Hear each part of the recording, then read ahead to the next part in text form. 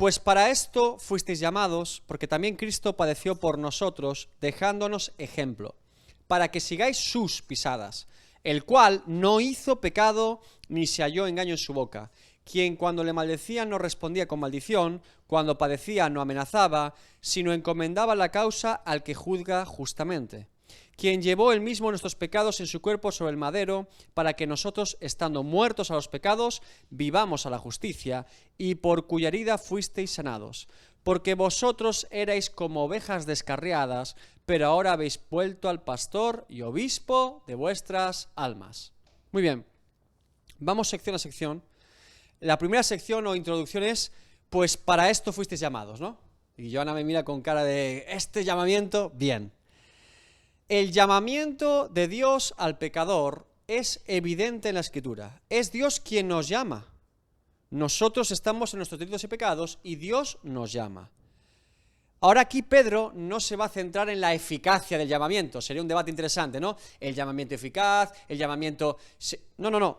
Pedro no se centra en la eficacia, sino más bien en el propósito de ser llamados. Dice, pues para esto fuisteis llamados. Donde Pedro está ubicando la verdad de lo que va a decir es el motivo propósito por el cual hemos sido llamados. Ya habrá otro tipo de textos en los que hablaremos del llamamiento, pero como concepto de si es eficaz o no, o hasta qué grado, punto. Lo que queda claro aquí es que es Dios quien nos llama. Porque no dice, para esto os acercasteis a Dios.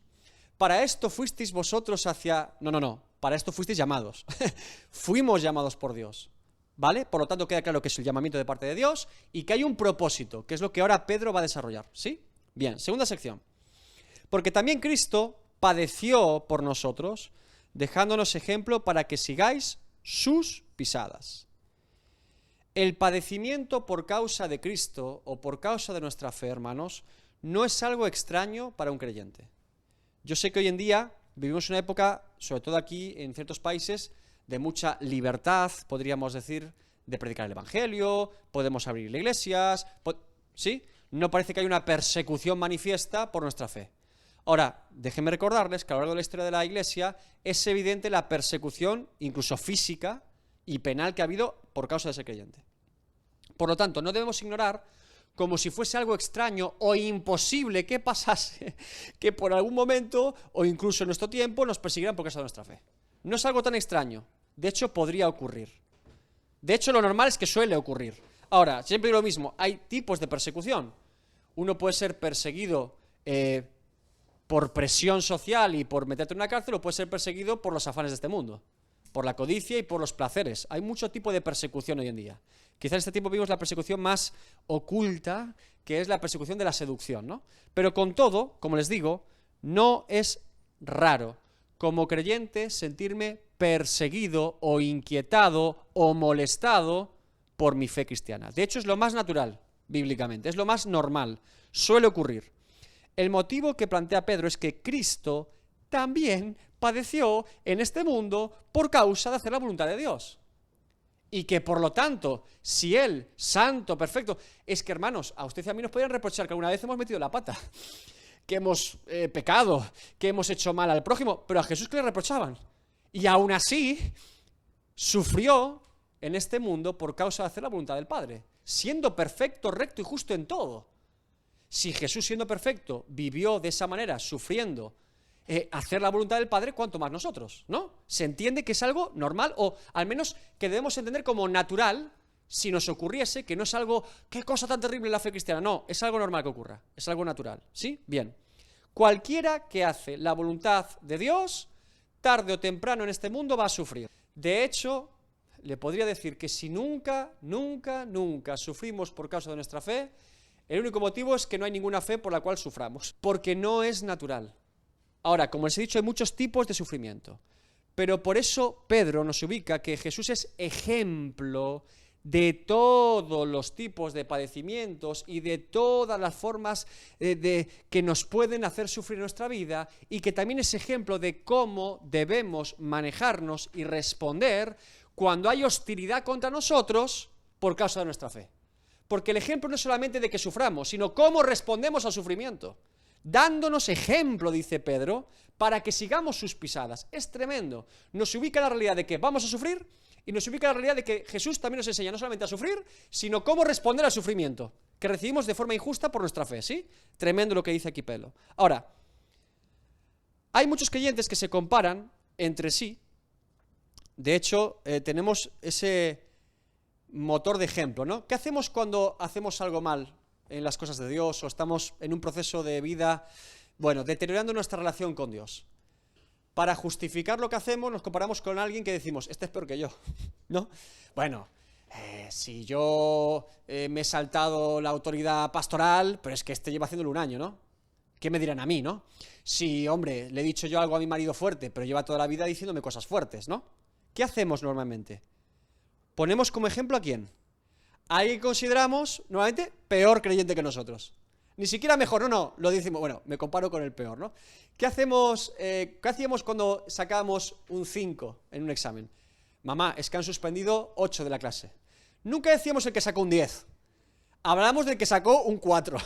Diciendo, mira, al menos, oye, mejora el del 4, ¿no? Saqué un 5. Siempre hacemos esto porque es la manera de justificar nuestro mal comportamiento o no haber llegado a la excelencia. Ahora, Pedro dice, no. No te compares ni conmigo, ni con Pablo, ni con Juan. Compárate con Cristo. ¡Ay! Si mi ejemplo es Cristo, ¡ay! Si mi estándar es Cristo, ahora la cosa se pone mucho más seria. Incluso cuando el apóstol Pablo dice a los corintios, imitadme a mí como yo imito a Cristo. En el último término está diciendo imitad a Cristo. Y él se pone como ejemplo vívido porque ellos lo conocían. Pero en el último término pone el rango, imitad a Cristo. Ahora, tenemos que entender, por lo tanto, que nuestro ejemplo en todo es Cristo. Por eso, hermanos, debemos entender que la palabra nos ordena siempre poner nuestra mirada a Cristo.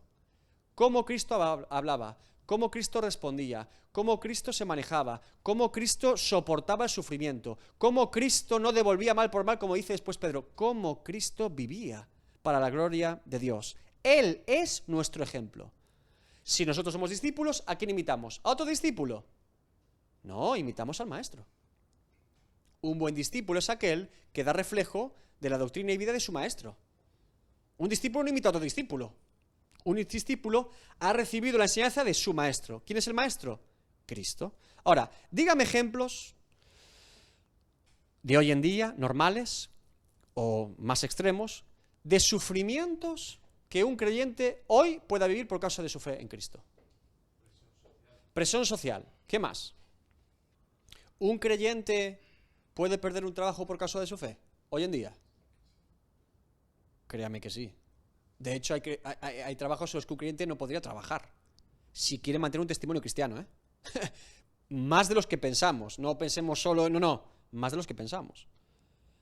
¿Un creyente puede perder amistades por causa de su fe? Sí. ¿Relaciones familiares? Sí. ¿Un creyente está expuesto a tentaciones y caídas? ¿Sufrir por causa de sus propios pecados? ¿De sus consecuencias? ¿De su maldad? Claro que sí. ¿Puede sufrir persecución como la presión social, etcétera? ¿Un sistema que está en contra del Evangelio de Jesucristo? Claro que sí, hermanos. Claro que sí. Ahora, el sufrimiento se garantiza en la Escritura. Ahora, vamos a ver cómo se gestiona este sufrimiento, cómo vivimos esto y cómo descansamos esto en el reposo de la obra de Cristo por nosotros. Esta es la clave de Pedro. Y recuerde que el contexto es Pedro escribiendo a creyentes perseguidos por su fe injustamente en toda la zona de Turquía y Asia Menor. Y que después eso se va a extender a Roma y a muchos lugares, ¿sí? Bien. Ahora, todos esos sufrimientos que hemos citado, la presión social, perder un trabajo, que un familiar no te hable más, que un amigo de la infancia diga estás loco y no quiero... ¿Sí? Todos esos sufrimientos no se comparan con lo que Cristo sufrió por nosotros. Primer concepto claro. Todo eso no es comparable con lo que Cristo sufrió por nosotros. ¿Y qué hace Pedro para que entendamos precisamente que esto es cierto? Nos ubica en Isaías 53, el siervo sufriente. Y va a empezar a citar este capítulo en textos clave, de forma resumida, para que recordemos lo que ya profetizó Isaías en el Antiguo Testamento sobre los sufrimientos de Cristo y que él, como testigo público y evidente de la vida de Cristo, puede atestiguar que fue así. Porque recuerden que es Pedro el que es capaz de meterse incluso cuando a Jesús lo están juzgando. Dice el Evangelio que Pedro se cuela por allí. Hasta que le dicen, tú eres discípulo, y dice, yo no, pero Pedro está hasta casi prácticamente el final de todo lo que le acontece a Jesús.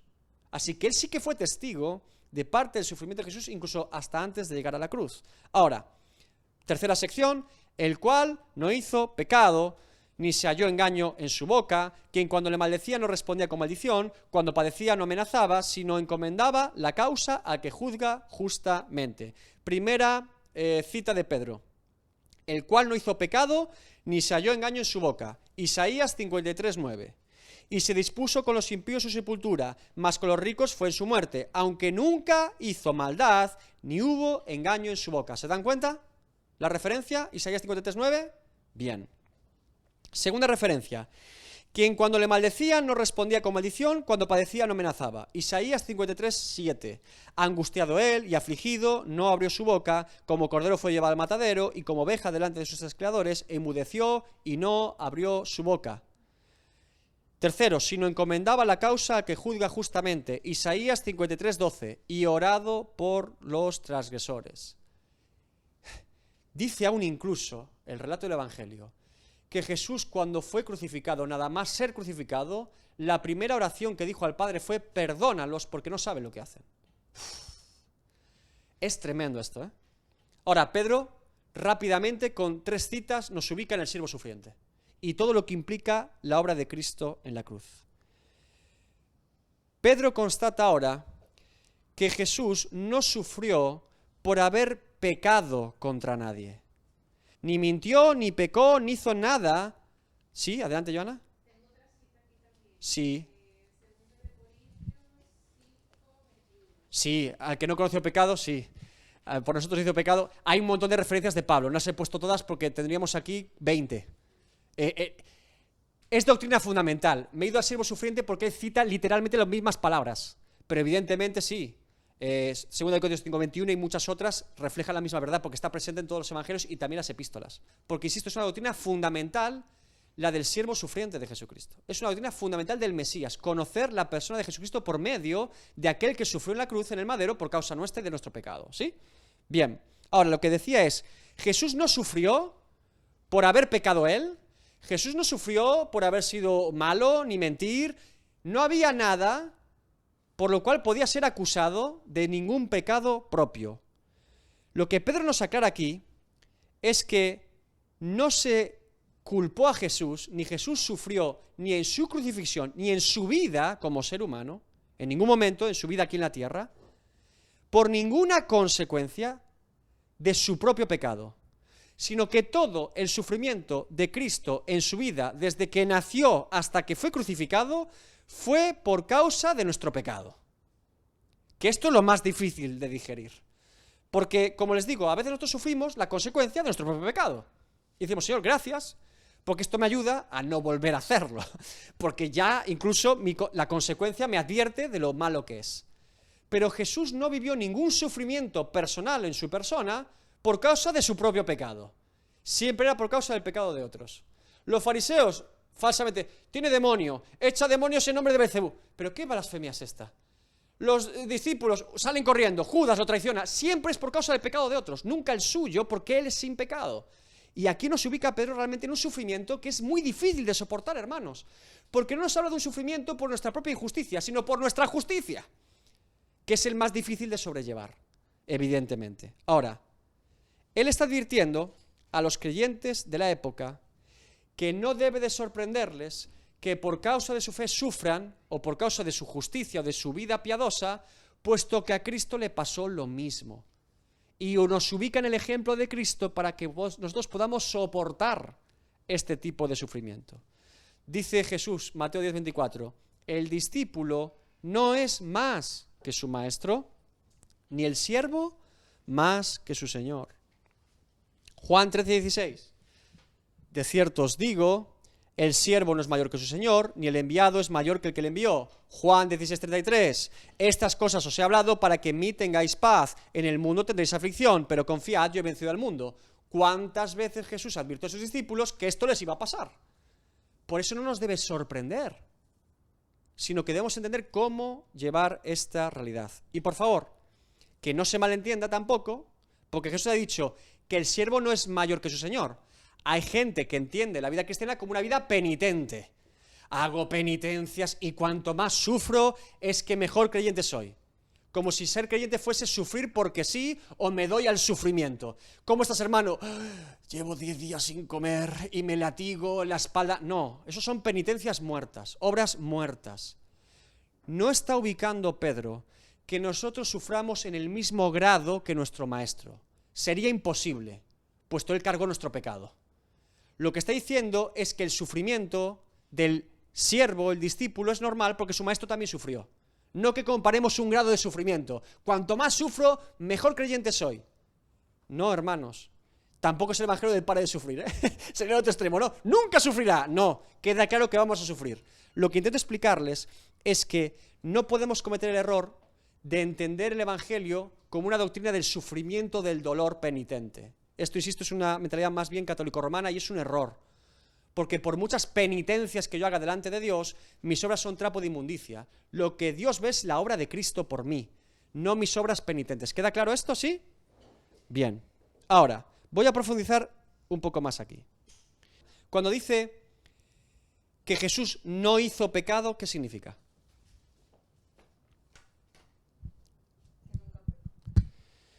Que jamás pecó contra Dios.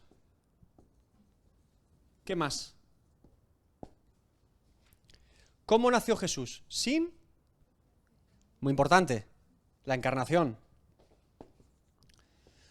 ¿Por qué el Espíritu Santo tuvo que cubrir a María para que Jesús naciese sin pecado? Pues ella era pecadora, no como dice la católica romana, que ella también era sin pecado. Y entonces, si ella fue sin pecado, la madre fue con pecado, también fue sin pecado, y siempre hubo una persona sin pecado para engendrar a María y que María engendra... Entendemos el problema aquí, ¿no? Ahora, sin pecado es Cristo. Por eso el Espíritu Santo la cubrió. Y es el mismo término que se utiliza cuando dice que el Espíritu Santo andaba sobre la faz de las aguas en Génesis 1:2. Hay una obra sobrenatural, mística, espiritual, en la que una pecadora como María, sin embargo, da a luz un ser que es sin pecado. Ahora, él es sin pecado, nace sin pecado, vive sin pecado. Porque no serviría de nada que hubiese nacido con una naturaleza pecaminosa, por lo tanto, ya todo lo demás sería imposible. Pero él nace sin pecado y vive sin pecado. Por eso se le llama el postrer Adán. El primer Adán fue creado sin pecado, pero pecó. Y lo que el primer Adán no fue capaz de hacer, el postrero sí. Nació sin pecado y vivió sin pecado delante de Dios. Ahora, ese término, curiosamente, en doctrina se llama impecable. La impecabilidad de Cristo. ¿Qué es impecable? No solamente es sin pecado. Si yo te digo que es imposible, que no es posible, que es impecable, que no puede pecar. Ahora, ¿por qué no puede pecar Jesús? Porque es Dios y es hombre. Porque, hermanos, sí, fíjense, Jesús no puede pecar porque tampoco quiere pecar. Porque Jesús hace la voluntad del Padre. Y la voluntad del Padre, esa es la que él hace. Y mientras haga la voluntad del Padre, él no quiere y por lo tanto no puede pecar. Dicho de esa manera, ¿se entiende? Ahora, la mejor expresión, desde mi punto de vista, del Evangelio, de la impecabilidad de Jesús, ¿sabes quién la dijo? Sorprendentemente.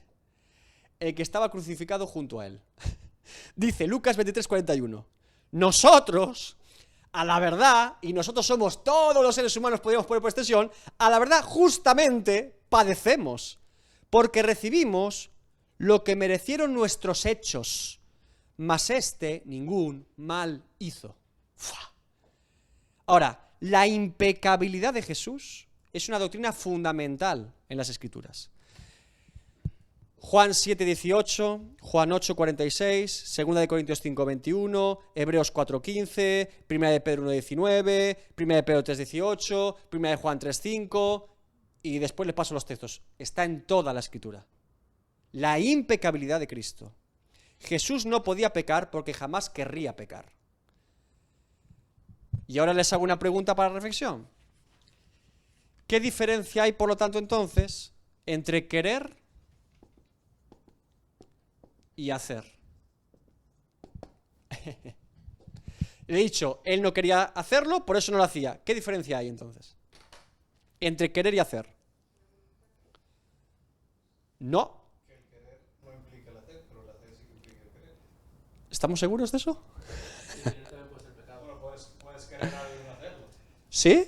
O sea, si estás ayunando y quieres comer y no comes porque estás ayunando, no comes. Estamos aquí, abrimos el paréntesis de debate, ¿vale? No me tiran piedras todavía. Tú dices, yo quiero comer, pero no como.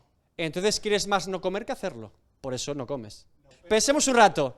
Yo quiero beber, pero quiero seguir hablando para que se entienda lo que voy a decir, ¿verdad? Y por eso sigo hablando y todavía no bebo. Sí, quiero esto, pero quiero más hablar. ¿Se dan cuenta? ¿Qué es la voluntad, hermanos? Querer es el deseo de hacer algo, tener la disposición de hacerlo, ¿sí? Tengo la intención de hacerlo, quiero hacerlo, ¿sí? El deseo. Realizar la acción es hacerlo. De hecho, hago la acción. Mi pregunta es, a estas dos cosas, no a una de ellas, a las dos, querer y hacer, se le llama voluntad. Voluntad. Porque ¿qué persona es aquella que hace lo que no quiere hacer? Salvo que sea obligada. Ahí sí, si hubiera una voluntad violentada o coaccionada, sí. Me apresaron, yo quiero estar libre, sí. Ahí evidentemente usted no está haciendo su voluntad, está haciendo otro la voluntad suya. Él sí que quiere hacer su voluntad y la hace porque tiene poder sobre usted. Pero ¿en qué momento de su vida usted ha hecho algo que realmente no quería? Y por favor no me diga pecar, porque créanme que cuando pecamos es porque queremos hacerlo. ¿Se dan cuenta? Pablo compara precisamente la lucha entre carne y espíritu. Lo que no quiero, eso hago. ¿Qué está diciendo Pablo? Que cuando yo doy lugar a la carne, lo que estoy haciendo es prevalecer lo que quiere la carne que lo que quiere el espíritu. Pero entonces estoy haciendo lo que quiere la carne. Sigue siendo mi voluntad. ¿Se dan cuenta? Para la reflexión. Lo que quiero, eso hago, y lo que hago, eso quiero. Porque en último término, siempre lo que yo hago, por eso dice Pablo en Romanos, que soy esclavo de lo que hago. Porque estoy preso, mi voluntad está cautiva una vez que yo ejercito mi voluntad. Sea esclavo de Cristo, para la gloria de Dios, o esclavo del pecado para mi propia perdición. Robar lo mismo. Tú deseas robar en tu corazón, y después dices, si robo esto en el colegio, me van a expulsar del colegio, mi madre me va a dar una paliza. Probablemente. ¿Qué deseas más? Que no te dé una paliza a tu madre, ¿verdad? Por eso no lo robas. Pero ahí está el deseo. Tú tienes que tratar el deseo en tu corazón. Le dice la palabra de Dios que Dios mira nuestro corazón. No todo lo que hacemos manifiesta lo que queremos, estamos de acuerdo. Pero cuando yo hago algo es porque quería hacerlo. Lo que estoy intentando explicar, ¿se entendió así mejor? No todo deseo se expone en una acción, pero toda acción refleja lo que yo quería. O lo que yo más quería, mejor así. Ahora, esto es muy interesante. Por eso entendemos la impecabilidad de Cristo. Cristo fue tentado en todo, hermanos, dice, en todo. Y encima tentado por Satanás cara a cara, con las peores tentaciones posibles. Si eres hijo de Dios, te doy los reinos. ¿Qué tentación es? Es tremendo eso. ¿Por qué Jesús no peca? Porque lo que Jesús quiere es hacer la voluntad de Dios. Y como es lo que más quiere, siempre lo hace. Es así. Por eso es impecable. Por eso Él fue sin pecado. Si yo vivo para la gloria de Dios y yo quiero buscar la gloria de Dios, le costará más a un creyente pecar. Por eso dice Pablo, Él pone en vosotros el querer como el hacer. La voluntad. ¿Quién transforma nuestra voluntad? Dios. Bien, seguimos. Dejo eso para la reflexión, ¿sí? Pedro nos dice que Jesús no devolvía con la misma moneda lo que recibía de los hombres. Es decir, Pedro nos está diciendo a los creyentes que cuando estemos sufriendo por causa de nuestra fe, no nos defendamos. Que no hagamos lo mismo que nos están haciendo a nosotros, sino que encomendemos la causa al que juzga justamente, a Dios. Cuarta sección. Quien llevó él mismo nuestros pecados en su cuerpo sobre el madero. Ahora, Pedro vuelve a lanzar una secuencia de Isaías 53 fantástica. Dice, ciertamente llevó él nuestras enfermedades. Isaías 53:4, ¿verdad? Isaías 53:11, y llevará las iniquidades de ellos.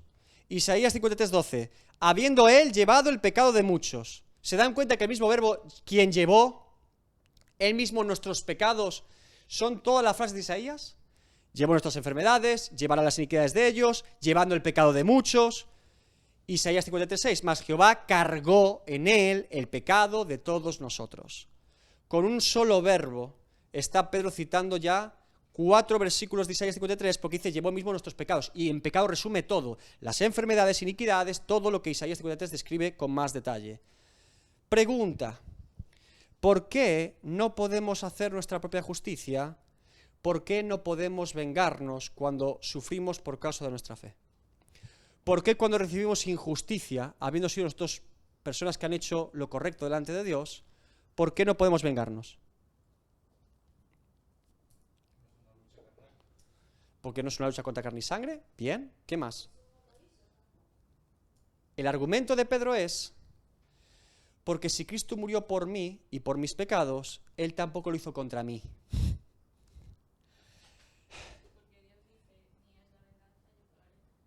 Dios es juez, Dios retribuye, pero lo que está presentando Pedro, como decía Andreina en este caso, es, el justo murió por los injustos, como dirá Pedro más tarde en el capítulo 3. Si el justo murió por los injustos y yo era injusto, quiere decir, por tanto, que Él a mí tampoco me devolvió la misma moneda, hermanos. ¿Cómo yo lo haría con otro cuando Él no lo hizo conmigo? Cuando yo, siendo el injusto, Él no me devolvió la misma moneda que yo le di a Él. Es decir, que nosotros éramos parte de esa multitud diciendo, soltad a Barrabás y crucificad al Cristo. Que nosotros éramos parte de los fariseos rabiosos, celosos de Jesús, religiosos, acusándolo falsamente. Que nosotros éramos parte de los soldados romanos, injuriándolo, blasfemándolo y abofeteándolo. Que éramos parte de ellos, hombre. Que nosotros, como pecadores, nos ubicaríamos como parte de esa gente en contra de Jesús. Y que Él, estando nosotros allí, no nos devolvió mal por mal. ¿Se dan cuenta? Y aquí Pedro rompe todos nuestros argumentos. Se cerró. Nos calla la boca y decimos, Señor, ¿qué diré yo? Que yo era el injusto contra el justo y el justo no me devolvió mal por mal. ¿Qué diremos ante este argumento? Solo podemos callarnos. Pedro nos traslada y nos ubica en el lado de los inicuos, los injustos. ¿Y saben por qué Pedro puede hacer esto? Porque él también estaba de ese lado cuando negó a Jesús. Él sabe perfectamente lo que es estar allí viendo a Jesús acusado falsamente, abofeteado, blasfemado y escupido, y por miedo personal a ¿no serás tu discípulo también de Jesús? Dice que maldijo a Dios, que maldijo, dijo, no, soltó blasfemia, vete tú a saber lo que el Galileo loco dijo. Pero sí sabemos que cuando el gallo cantó, Jesús mira a Pedro, pero no le devuelve mal por mal, solo le devuelve una mirada. Pedro está hablando de su propia experiencia una vez más. Él sabe perfectamente que todos estamos en la parte de los injustos. Ese es el mayor argumento que nos puede dar este texto y que golpea nuestra mente. Ahora, la sustitución, el justo por los injustos,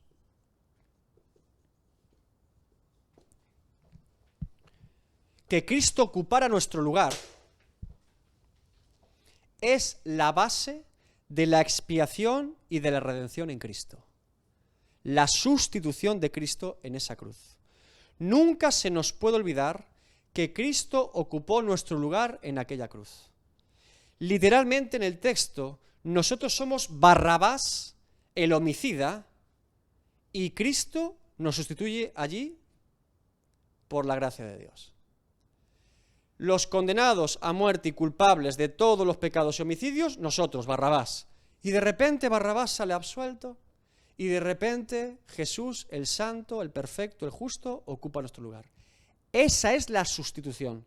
Y debe entenderse siempre, hermanos, cuando padezcamos algún asunto, cuando pensemos que somos muy buenos creyentes y muy santos, cuando algún cortocircuito doctrinal llega a nuestra vida, piense siempre en Cristo ocupando su lugar.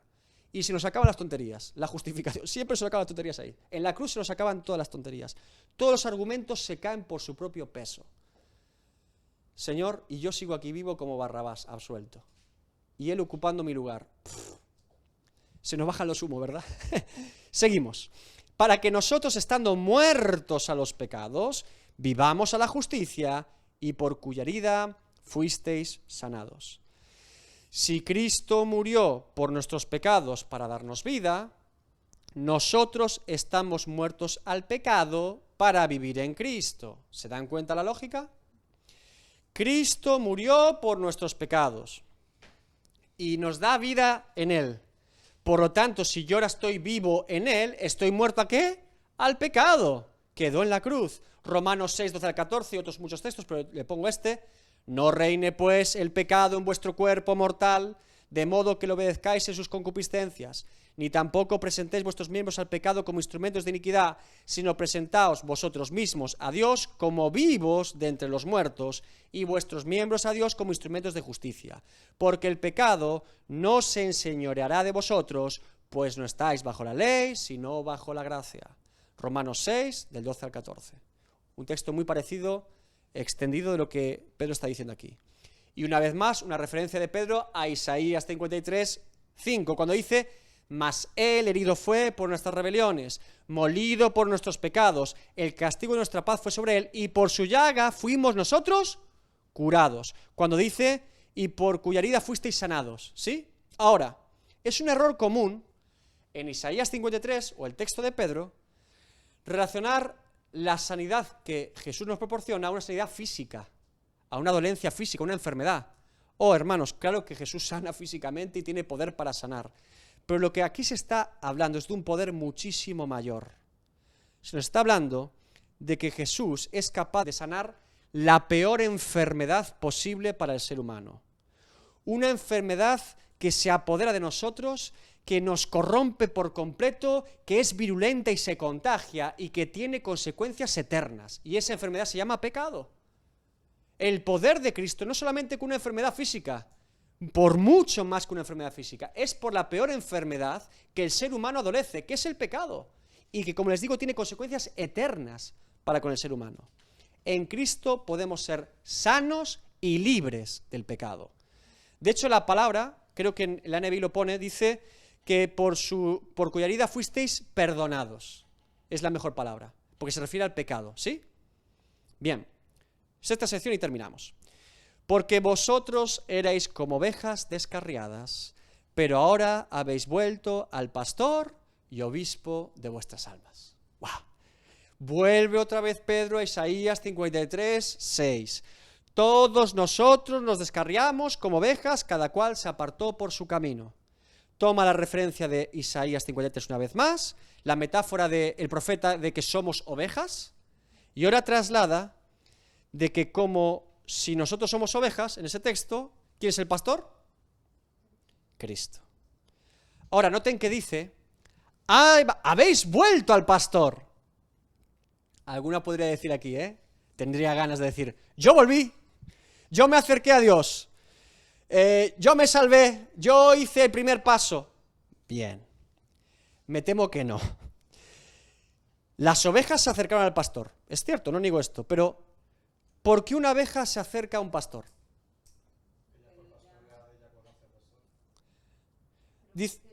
¿Por qué se acerca la oveja al pastor?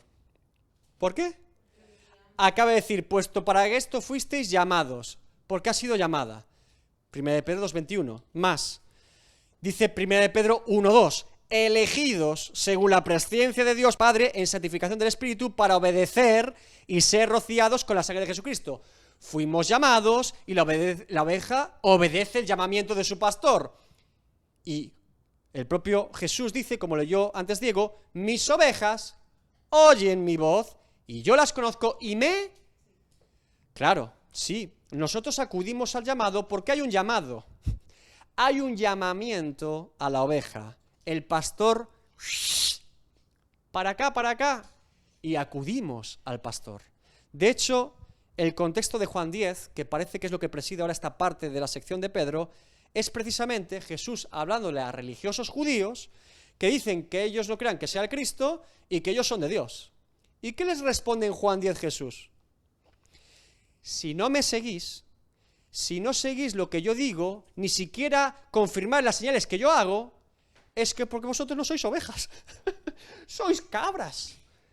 Porque si fueseis ovejas, oiríais mi voz y me seguiríais. ¿Se dan cuenta? Nunca una oveja jamás siguió a un hombre porque sí. Una oveja sigue a su pastor cuando es llamada. Evidentemente sí. Y sigue recordándonos a las palabras de Jesús, porque después dice que nadie las arrebatará de su mano. Él es el buen pastor, Él llama a las ovejas, Él cuida a las ovejas, Él da su vida por las ovejas que el Padre le da. Juan 10 simplemente lo explica de forma trascendental este asunto. Vamos a leer un pedazo, Juan 10 de 11 al 14. Yo soy el buen pastor su vida da por las ovejas, mas el asalariado, y que no es el pastor, de quien no son propias las ovejas, ve venir al lobo y deja las ovejas y huye. Y el lobo arrebata las ovejas y las dispersa. Así que el asalariado huye porque es asalariado y no le importan las ovejas. Yo soy el buen pastor y conozco mis ovejas y las mías me conocen. Pedro ubica a Jesús como el pastor y el obispo de las ovejas. ¿Qué es un obispo? Supervisor. El supervisor de las ovejas, el guardián de las ovejas, el pastor de las ovejas. Y veremos que esta idea Pedro la desarrolla en el capítulo 5. Jesús es la cabeza, el supervisor y pastor de las ovejas. Claro, quien se mete con una oveja del pastor, se mete con el pastor de las ovejas, ¿no? Yo no querría ser aquel que ha hecho daño a la oveja cuyo pastor es Cristo, No me atrevería yo a ponerme delante del pastor de una oveja sabiendo que esa oveja es de Cristo. ¿Quién sería tan temerario? ¿Cómo el pastor responderá cuando alguien viene a atacar lo que es suyo? Otro ejemplo más fuerte, siempre se lo digo. Dice que la iglesia es la esposa de Cristo. Quien se mete con la esposa se mete con el esposo. Hay de aquel que vaya a buscar el mal de la esposa de Cristo. Por eso dice que encomendemos nuestra causa a que actúa justamente. Cuidado. Cuidado porque la cosa es seria. Ahora, como les digo, su pastor, hermanos, es Cristo. ¿Sí? Ese es su pastor. Si usted alguna vez quiere honrar nuestro llamado pastoral, diga que su pastor es Cristo. Yo soy el perro ovejero, ¿vale? Yo solo ladro. ¡Wow, wow, wow, wow, wow! No me considere más que un border collie. Nosotros estamos aquí para ladrar y decirle, no vaya por ahí, que se me... O avisar al pastor, que se dispersa. Metafóricamente hablando, en este rango en el que Cristo es el pastor de pastores, el buen pastor, el gran pastor, el único pastor, los pastores o ministerios somos perros ovejeros. Ladramos mucho, mordemos poco. Y buscamos el bien de la oveja y también que el pastor siempre esté alerta de todo lo que está pasando. El pastor ya lo sabe, pero el perro hace su función, ¿sí? No sé si usted ha visto alguna vez algún vídeo de un perro ovejero. Son fantásticos. Las mueven para allí y para allá, le dan vueltas, dan vueltas. Yo no sé cómo no se agota el pobre perro. Dice, pobre perro. ¡Wow, wow! Y los mira, los absorbe. Los buenos perros ni siquiera ladran, las miran. Las hipnotizan con la mirada, ¿no? Así es un buen pastor. Hipnotiza. Es una broma. Pero entiendan esto. Es el pastor Cristo el que nos sana, nos cuida, nos exhorta, Por eso el ministerio pastoral no es más ni menos que usted pueda disponerse delante de Cristo. Es que el mejor pastor no es el pastor que se cree dueño de las ovejas o de una iglesia, es aquel que lleva a las personas a conocer a Cristo. Porque cuando usted más conozca a Cristo, más sano, nutrido, va a estar de parte de Dios. Y esa es la función de cualquier persona que se dedica al ministerio, ¿no? Los sacerdotes también que tenían que reflejar, realmente reflejas el carácter de Dios, o los esposos realmente reflejan a Jesús. Un esposo tiene que reflejar a Jesús, un sacerdote tiene que reflejar a Jesús, un pastor tiene que reflejar a Jesús. Somos testimonios vivos de Cristo y cómo la autoridad delegada por Dios siempre lleva una autoridad máxima que es Cristo. Le decía antes a Juan David, estamos en la ABC, le decía, Dios nos llama a ser discípulos de Cristo, ¿no? Bueno, ¿cómo puedes distinguir un discípulo de Cristo en un púlpito? Un discípulo siempre habla de su Señor y de su Maestro, no de él. Jamás un discípulo habló de su propia doctrina o de su propia vida, hablaba de su Maestro. Si Pedro, Pablo, Juan, el escritor de Hebreos y otros muchos no se atrevían a hablar más que de Cristo, ¿qué haré yo? ¿Dónde me ubico yo? Me ubicaré a hablar de mi Maestro. ¿Cómo me atrevería a hablar de otra cosa, de otra vida? Porque lo relevante es Cristo. Ahora, evidentemente, Pedro nos eleva una vez más a los cielos, literalmente, a nuestra eternidad con Cristo y a todo lo que Cristo ha hecho por nosotros. Qué maravillosa esta epístola, sabiendo que está traída a creyentes en persecución y cómo Pedro pastoralmente nos trae el refrigerio. Porque estoy convencido que si usted lee 1 de Pedro 2 del 21 al 25, aunque esté sufriendo cualquier tipo de injusticia por causa de su fe, dirá, Dios mío, gracias, no es tanto sufrimiento como el de Cristo, merece la pena y a ti sea la gloria. No te deja otra opción. Nos calla la boca, nos pone delante de Cristo en la cruz y decimos, Señor, ¿sabes qué? Vamos para adelante. Vamos para adelante para tu gloria, pase lo que pase. Es como Pedro está siendo utilizado por el Espíritu Santo, inspirado para guiarnos, ¿no?, a ese entendimiento de cómo ubicamos estas circunstancias que son difíciles y duras, no las negamos, en nuestra vida cristiana y caminar cristiano. ¿Sí? Bien.